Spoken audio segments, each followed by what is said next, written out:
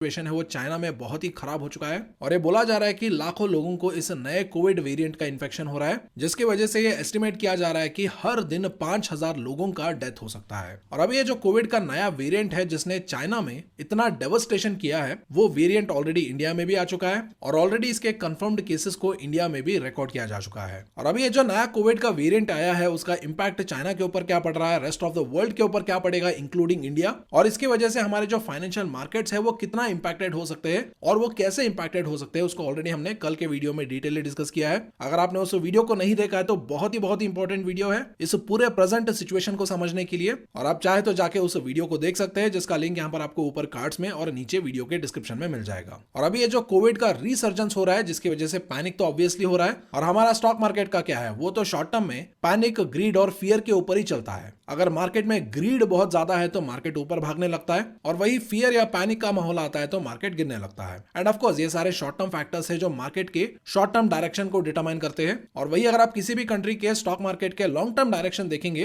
तो वो कंप्लीटली निर्भर होता है उस देश के इकोनॉमिक हेल्थ के ऊपर। और हमारा तो इकोनॉमी जो है वो एक डेवलपिंग इकोनॉमी है जो तेजी से ग्रो कर रहा है, और अभी हमारा जो इकोनॉमी है वो दुनिया के टॉप 5 इकोनॉमीज में आता है। जैसे ऑब्वियस ही बात है जो इंडियन स्टॉक मार्केट्स है उनका भी लॉन्ग टर्म प्रोस्पेक्ट जो है वो सॉलिड और स्ट्रॉन्ग है, इसमें कोई डाउट नहीं है। बट ऑफकोर्स जब भी मार्केट में फियर और पैनिक आता है और मार्केट में ऐसे सडन फॉल होने लगते हैं तो ऑब्वियसली जो भी शॉर्ट टर्म ट्रेडर्स है जिन्होंने फ्यूचर्स एंड ऑप्शंस में लेवरेज लेके लॉन्ग कॉल्स लिया है उन्हें तो बहुत ज्यादा नुकसान होगा, वो तो डेफिनेटली पैनिक करेंगे। लेकिन वही अगर आप एक लॉन्ग टर्म इन्वेस्टर की बात करेंगे जो फॉर एग्जांपल 5 साल या उससे ज्यादा मार्केट में इन्वेस्टेड रहते हैं तो उनके केस में मैं डेफिनेटली बोलूंगा कि ऐसे शॉर्ट टर्म पैनिक की वजह से जो मार्केट फॉल्स होते हैं उसका उन्हें भरपूर एडवांटेज लेना चाहिए। और आज की वीडियो में एडवांटेजेस कैसे लेने हैं हम उसके बारे में भी बात करेंगे, और उसके साथ साथ हम कुछ स्टॉक्स के बारे में भी बात करेंगे जिनमें आप ऐसे मार्केट फॉल्स में एडवांटेज लेने के बारे में सोच सकते हैं। लेकिन इससे पहले कि हम आगे बढ़े, ऐसे क्वालिटी कंटेंट के बदले अगर आप मुझे और मेरी टीम को अप्रिशिएट करना चाहते हैं और हमारा हौसला बढ़ाना चाहते हैं तो वीडियो के ऊपर ये जो लाइक बटन है इसे जरूर प्रेस करें, और उसके बाद ये जो बेल नोटिफिकेशन है इसे भी जरूर प्रेस कर लीजिए। और उसके बाद हमने एक नया इंग्लिश चैनल स्टार्ट किया है जिसका नाम है एसिंग स्मार्ट थ्योरी, और अभी तक अगर आपने उस चैनल को चेक नहीं किया है तो उसका लिंक डिस्क्रिप्शन में है, उस चैनल को भी जरूर सब्सक्राइब कर ले। सो जब भी मार्केट में गिरावट होता है तो उन गिरावट के एडवांटेज लेने से पहले हमें वहां पर जो रिस्क इन्वॉल्व है उसे भी समझना बहुत जरूरी होता है। तो अभी हमारे केस में देखेंगे तो यहाँ पर रिस्क फैक्टर क्या है, तो यहाँ पर रिस्क फैक्टर है रिसर्जेंस ऑफ कोविड, जिसकी वजह से इकोनॉमिक स्लो डाउन होने का चांसेस है, जिसकी वजह से जो इंडस्ट्रीज होते हैं, जो फाइनेंशियल मार्केट्स होते हैं उसके ऊपर इंपैक्ट होने का चांसेस है। तो अभी इसके रेस्पॉन्स में शॉर्ट टर्म में क्या होगा, डेफिनेटली स्टॉक मार्केट तो गिरेंगे, उसमें कोई डाउट नहीं है। और अगर इकोनॉमिक स्लो डाउन होगा तो डेफिनेटली इसका एक हैवी इंपैक्ट कंपनीज के ऊपर भी पड़ सकता है, जहां पर कंपनी के सेल्स और प्रॉफिट नंबर्स भी कम होने के चांसेस रखते हैं। एंड ऑफ कोर्स जब कंपनी के ऊपर इंपैक्ट पड़ रहा है और स्टॉक मार्केट भी गिर रहा है जिसकी वजह से स्टॉक्स जो है वो एक लोअर वैल्यूएशन पे अवेलेबल है, तो वहां पर हमें केयरफुली ऐसे कंपनीज को पिक करना है जो फाइनेंशियल इंपैक्ट को झेल के सर्वाइव करने के केपेबल है। यानी उन कंपनीज को पिक करना है जो फंडामेंटली स्ट्रांग है और वो ऐसे शॉर्ट टर्म नेगेटिव इंपैक्ट झेलने के बाद बाउंस बैक करने के केपेबिलिटी रखते हैं। क्योंकि बहुत बार ऐसा क्या होता है कि कुछ ऐसे कंपनीज भी होते हैं जो फाइनेंशियली उतना ज्यादा स्ट्रांग नहीं होते हैं, और जब भी ऐसे प्रॉब्लम्स आते हैं तो कंपनी में डेट अचानक सा बहुत ज्यादा बढ़ने लगता है, कंपनी के सेल्स और प्रॉफिट्स घटने लगते हैं, एंड मोस्ट इंपॉर्टेंटली ऐसे जो टफ टाइम्स आते हैं उसका भरपूर फायदा फंडामेंटली स्ट्रांग कंपनीज उठाते हैं। क्योंकि ऐसे टफ टाइम्स में जो वीकर कंपनीज होते हैं उन्हें अपना बजट रिड्यूस करना पड़ सकता है। जैसे कि अगर मान लीजिए अगर वो अपने मार्केटिंग का बजट कम कर देते हैं या ब्रांडिंग का बजट कम कर देते हैं तो इसका फायदा फंडामेंटली स्ट्रांग कंपनीज उठाते हैं, जहां पर उनके पास ऑलरेडी अच्छा खासा पैसा है जिसको इस्तेमाल करके वो क्या करेंगे, वो अपने बजट में कट्स नहीं करेंगे और वो अच्छा खासा मार्केटिंग और ब्रांडिंग के ऊपर फोकस करके अपना रीच बढ़ाएंगे और ऐसे वीकर कंपनी से मार्केट शेयर छीन लेंगे, जिसकी वजह से क्या होगा, चीजें नॉर्मलाइज होने के बाद भी इन कंपनीज के ऊपर जो इंपैक्ट पड़ा है वो इरिवर्सिबल हो जाता है, और इसीलिए ऐसे कंपनीज को भी अवॉइड करना बहुत ही ज्यादा जरूरी है। और उसके अलावा ऐसे मार्केट्स में एडवांटेज लेने से पहले आपको यह भी समझना है कि आप कितना हैंडल कर पाएंगे। क्योंकि बहुत बार ऐसा होता है कि आज मार्केट में गिरावट हुआ और किसी इन्वेस्टर ने कोई पर्टिकुलर शेयर खरीदा और एक हफ्ते बाद अगर मार्केट में और भी ज्यादा गिरावट होता है और उस इन्वेस्टर को अपने पोर्टफोलियो में 10, 15, 20, 25, 30, 40% का नुकसान दिखने लगता है तो वो पैनिक कर जाते हैं और वो क्या करते हैं, पैनिक में अपने सारे शेयर्स बेच देते हैं और लॉसेस बुक कर लेते हैं। और इसीलिए यह बहुत ही ज्यादा इंपॉर्टेंट है कि आप अपने माइंड को ट्रेन करें और आप कितना वॉलेटिलिटी हैंडल कर सकते हैं उसे अच्छी तरीके से समझ ले। क्योंकि जब भी आप इंटरनल चीजों के ऊपर काम करते हैं, यानी जो चीजें आपके अंदर है उसके ऊपर अगर आप काम करते हैं और उसके ऊपर आपको कंट्रोल होता है और इंफॉर्मेशन होता है, तो उसके बाद जो एक्सटर्नल फैक्टर्स होंगे, स्टॉक मार्केट गिरना, पैनिक होना या कुछ भी हो, उन फैक्टर्स को आप बेटर तरीके से हैंडल कर सकते हैं। और उस एबिलिटी के अकॉर्डिंग आप ये डिसाइड कर सकते हैं कि आप कितना पैसा लार्ज कैप, कितना पैसा मिड कैप और कितना पैसा स्मॉल कैप स्टॉक्स में इन्वेस्ट कर सकते हैं। क्योंकि जनरली स्टॉक मार्केट में क्या होता है, जो लार्ज कैप स्टॉक्स और ब्लू चिप स्टॉक्स होते हैं उनमें करेक्शन या वॉलेटिलिटी कम होता है, और मिड कैप में ये वॉलेटिलिटी थोड़ा ज्यादा होता है, और स्मॉल कैप में तो ये वॉलेटिलिटी एक्सट्रीमली हाई होता है। एंड मोस्ट इंपॉर्टेंटली ऐसे मार्केट फॉल्स का एडवांटेज लेते टाइम आपके माइंड में ये क्लियर होना चाहिए कि आप लॉन्ग टर्म के लिए इन्वेस्ट कर रहे हैं। एंड फाइनली ऐसे मार्केट फॉल्स में एक ही टाइम पे सारा पैसा इन्वेस्ट नहीं करना चाहिए, क्योंकि मेरे ख्याल से ऐसे मार्केट फॉल्स का बेहतर तरीके से एडवांटेज लेने के लिए अपने कैपिटल को छोटे छोटे हिस्सों में डिवाइड करके इंस्टॉलमेंट्स में हमारे कैपिटल को मार्केट में डिप्लॉय करना मेरे ख्याल से ज्यादा इफेक्टिव तरीका है। और अगर आप इससे एग्री करते हैं या डिसएग्री भी करते हैं तो दोनों केसेस में कमेंट सेक्शन में जरूर बताएं, और डिसएग्री करते हैं तो क्यों करते हैं वो भी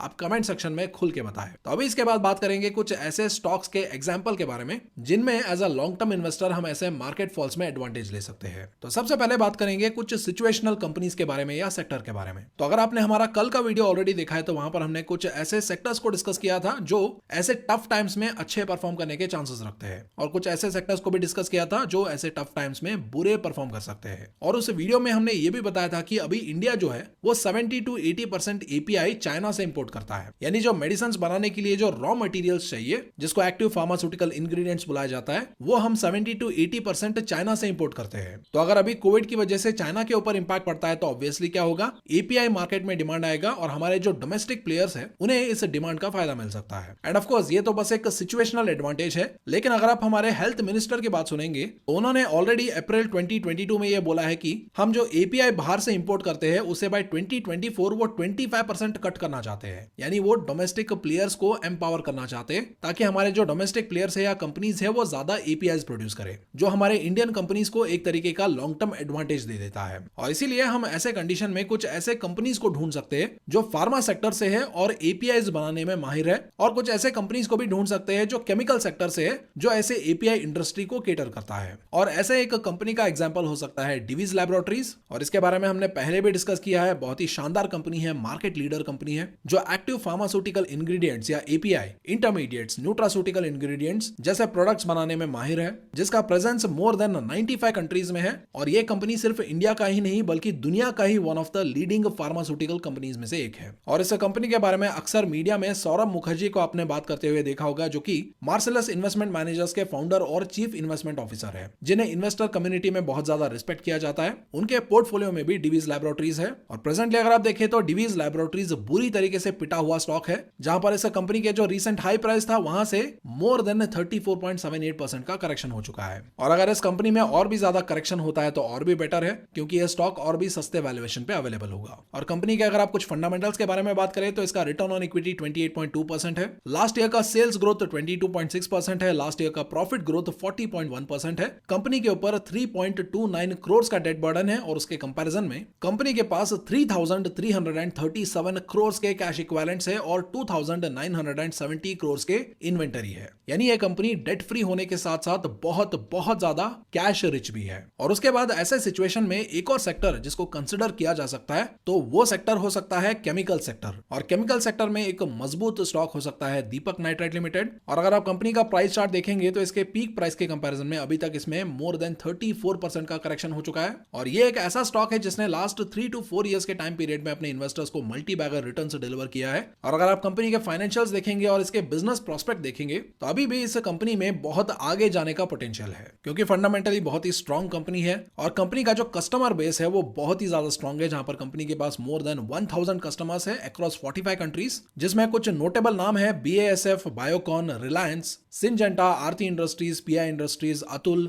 लुपिन, गुडईयर और भी बहुत सारे ऐसे वैल्यूएबल कस्टमर्स इस कंपनी के पोर्टफोलियो में है। और उसके बाद अगर आप कुछ बहुत बड़े कंपनीज को कंसिडर करेंगे तो Pidilite industries can be one of the options, क्योंकि बहुत ही स्ट्रॉन्ग कंपनी है। फेविकॉल, फेविक्विक, डॉक्टर फिक्सिट जैसे कई सारे वैल्यूएबल ब्रांड्स को ये ओन करता है, जिनमें से मैक्सिमम ब्रांड्स अपने प्रोडक्ट कैटेगरी में मार्केट लीडर्स है। और पेडिलाइट इंडस्ट्रीज का एक सॉलिड ट्रैक रिकॉर्ड रहा है, जो अलग अलग प्रोडक्ट कैटेगरीज में वो ऐसे मार्केट लीडर्स क्रिएट करने के लिए केपेबल है, जो इस कंपनी का एक सबसे बड़ा कॉम्पिटिटिव एडवांटेज है। और अगर आप लॉन्ग टर्म इन्वेस्टिंग की बात करेंगे तो Pidilite industries can be one of दो स्टॉक्स जिसने कंसिस्टेंट रिटर्न्स डिलीवर किया है, वो भी एक बहुत ही लंबे समय के लिए। और अभी भी कंपनी का जो कंसिस्टेंसी है वो जारी है। और उसी तरीके से एक और कंसिस्टेंटली परफॉर्मिंग स्टॉक हो सकता है एशियन पेंट्स, पेंट्स, और एशियन पेंट्स पेंट इंडस्ट्री में अनडिस्प्यूटेड मार्केट चैंपियन है और फंडामेंटली बहुत ही स्ट्रॉन्ग और सॉलिड कंपनी है। और एशियन पेंट्स का भी एक कंसिस्टेंट ट्रैक रिकॉर्ड है, जहां पर कंपनी ने एक बहुत ही लंबे समय के लिए कंसिस्टेंट रिटर्न्स डिलीवर करने का ट्रैक रिकॉर्ड मेंटेन किया है। और इन जनरल अगर आप बात करेंगे तो एशियन पेंट्स और पेडिलाइट इंडस्ट्रीज जैसे स्टॉक्स में करेक्शन होना जो होता है वो बहुत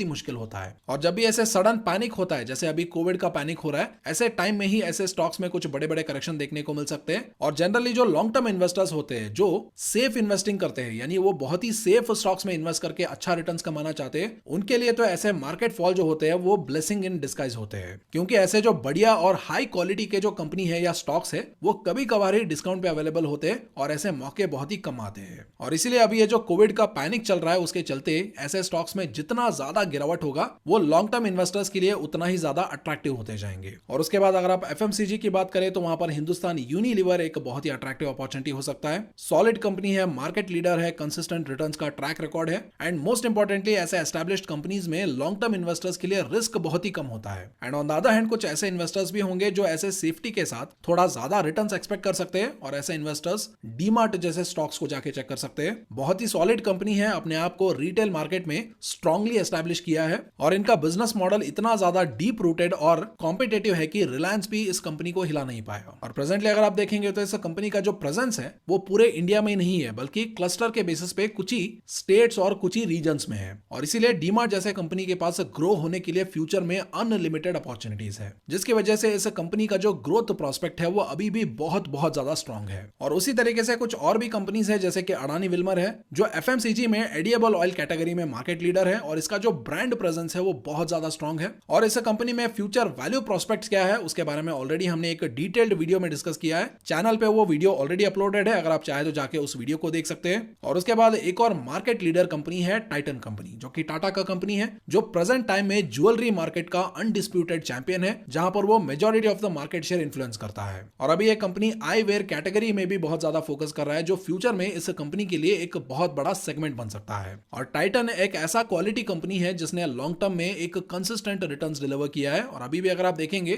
तो कंपनी का जो फ्यूचर ग्रोथ प्रोस्पेक्ट है वो बहुत ज्यादा सॉलिड है। और ये जो टाटा का कंपनी है टाइटन, अगर इस स्टॉक में अभी ये जो रिसेंट पैनिक चल रहा है अगर वो प्रोलॉन्ग होता है और इस स्टॉक में एक अच्छा खासा करेक्शन होता है, तब तो मतलब मजा ही आ जाएगा। क्योंकि ऐसे क्वालिटी कंपनी अगर लोअर वैल्यूएशन पे मिलते हैं तो डेफिनेटली ये लॉन्ग टर्म इन्वेस्टर्स के लिए अपॉर्चुनिटी साबित हो सकता है। एंड ऑफ कोर्स इनके अलावा ऐसे और भी बहुत सारे क्वालिटी स्टॉक्स है, लेकिन टाइम लिमिटेड होने की वजह से सारे स्टॉक्स को एक ही वीडियो में डिस्कस करना मुमकिन नहीं हो पाता है।